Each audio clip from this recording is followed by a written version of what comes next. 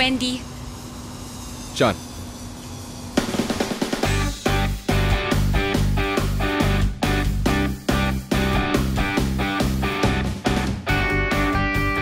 Love ka na sa akin, no? Rar. Honestly, it's like I'm seeing New York for the first time all over again. Dahil sa'yo. Wendy, will you marry me? Oo.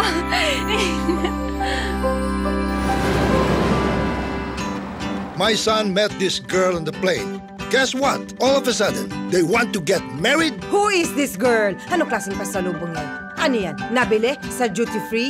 Nag-aabang ng text. Alam na alam ko yan. Been there, done that, and still there. Hindi porket gising pa ako, ibig sabihin nun, hinihintay ko siya. Kaya kong aliwin ang sarili ko. Hindi ako pwede maging affected. Bakit hindi?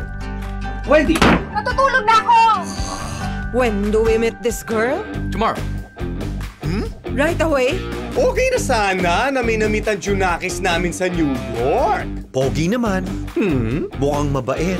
Wendy, this is my father Alfonso, my mother Sofia, and my brother Boom. Hello po.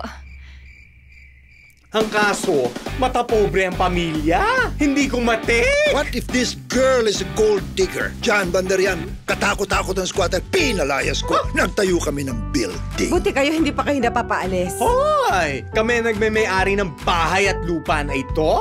Hindi ako papayag na pakasalan niya ang anak ko. Pagkatapos pag nagkahiwalay sila, makikihati siya sa kayamanan namin. Aba.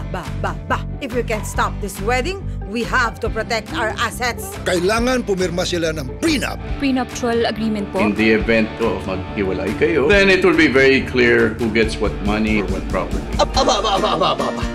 Anong tingin mo sa pamilya namin? Excuse me, mga businesswomen yata kami. Is that so? Sige na, pipirma na ang Junakis namin sa prenup.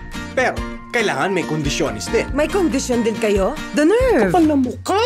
Nakaka-bad trip tong pamilya mo, ha? Dapat magmatigas tayo. No wedding, no loving! Dapat hindi tayo nagpapaape.